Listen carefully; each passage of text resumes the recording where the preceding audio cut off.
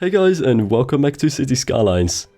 Now, I want to talk about the fact that I haven't actually uploaded a video in this series in about a week, and it's basically because I, still have a cold, and it doesn't really matter too much, but the main issue is just that my voice was way too bad to actually record a video, and me being me, I was very, ill-prepared, you could say, and didn't actually have a pre-recorded video, so I couldn't really record anything, and that's why I've sort of been silent on the channel for a little bit.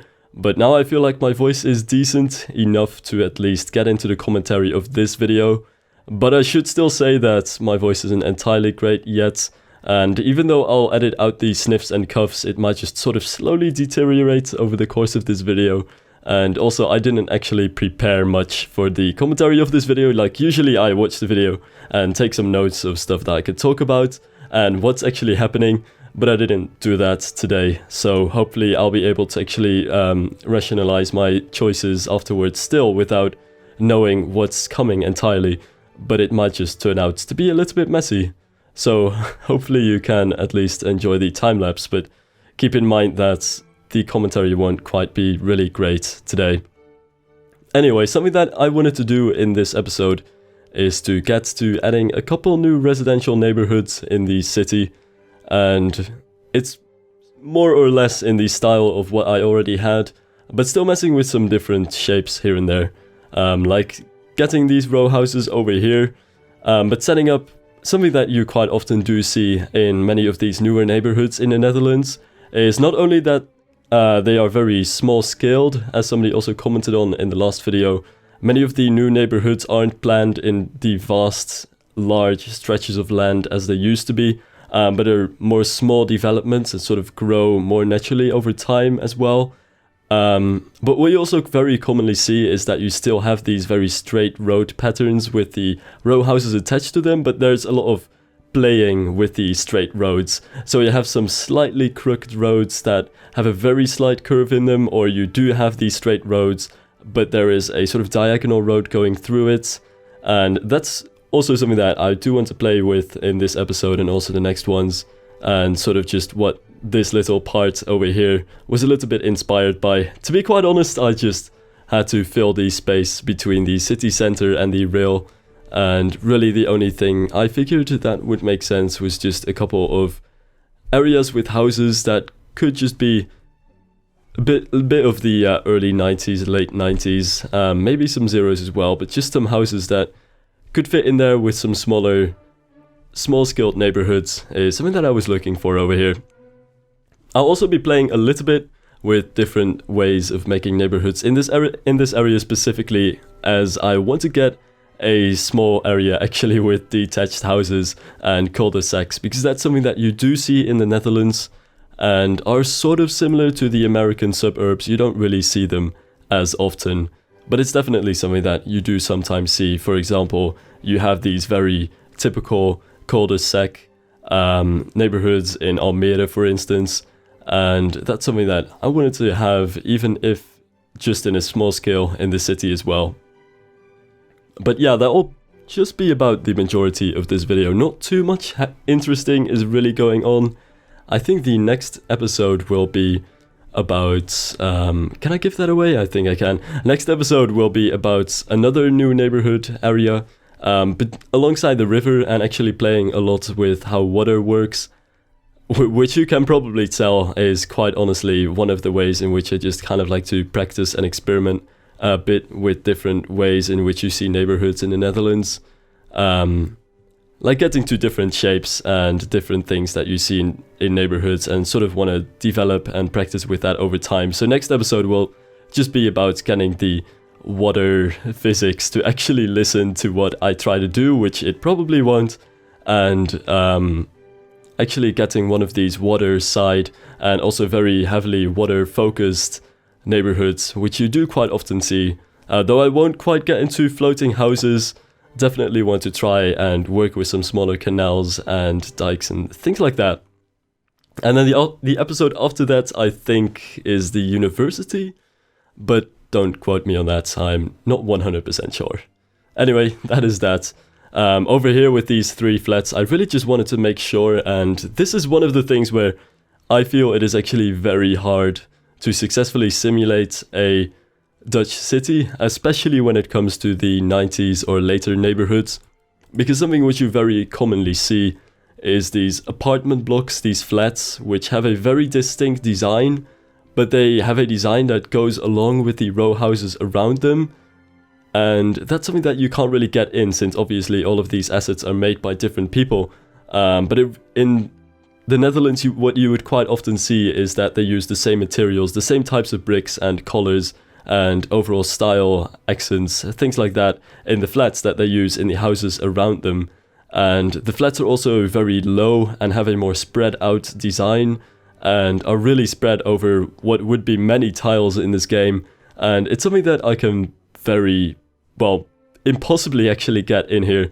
So when it comes to the apartment blocks, as much as I would wish to actually integrate apartment blocks in a realistic way into living areas, I really want to keep it mainly focused on row houses, because it's just the more easy thing to do. Hold on, let me take a sip of water. And yeah, that's basically about that. That's basically also why it took such a very damn long time to get the exact apartments that I was looking for alongside the rail over there.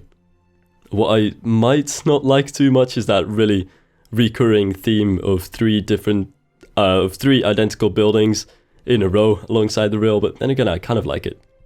Alright, so I'll try to fight myself here and actually talk a little less, because I feel my voice slowly dying. This is the area where I wanted to add the little cul-de-sac area with the detached houses. Not quite in a way in which you would find detached houses alongside dikes or just older parts of towns, but one of these modern areas where people decide that this is going to be where all the rich people live. And that's basically how I wanted to fill this in. Also really just playing with this overall type of building roads and seeing how it would work out and if I would like it over here. Which I think I kind of do. And they are still going to have the same style of all having the same houses.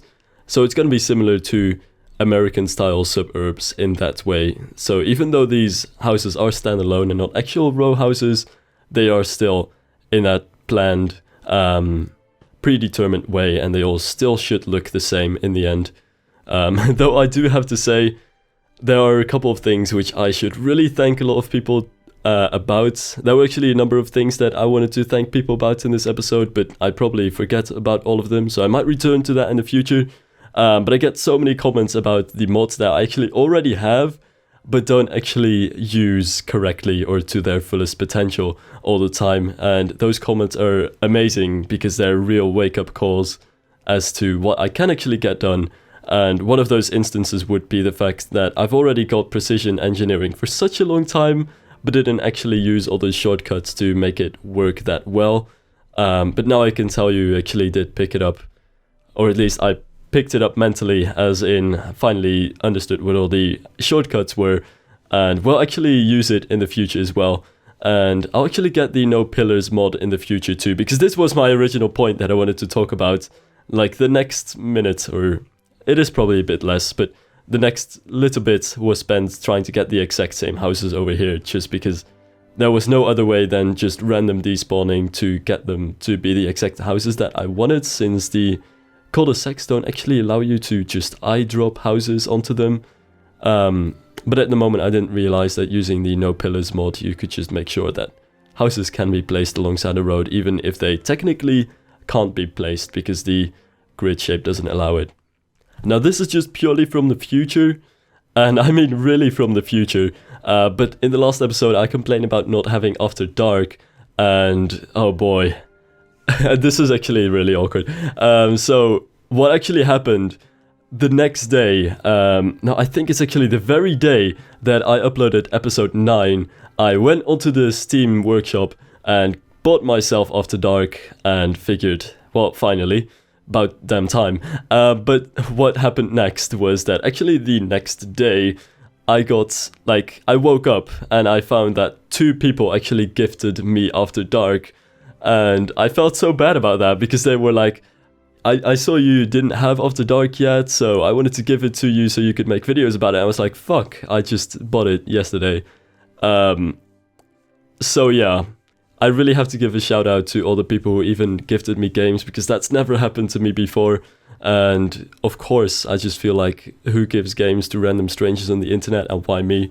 But the thing is, I have After Dark at the moment, but it won't actually feature in future episodes too soon. I don't know the exact episode in which I'll actually use it, but I wanted to not use it yet since it didn't work for me, which is due to the fact that one of my assets isn't compatible with After Dark, but I quite frankly didn't quite feel like going through all of the hundreds of assets that I have just to find that 1 or 2 or 3 assets that didn't work with After Dark. So decided that for the time being, I do want to keep it just with the normal game. But I'll get into After Dark in a little while. Don't know in which exact episode.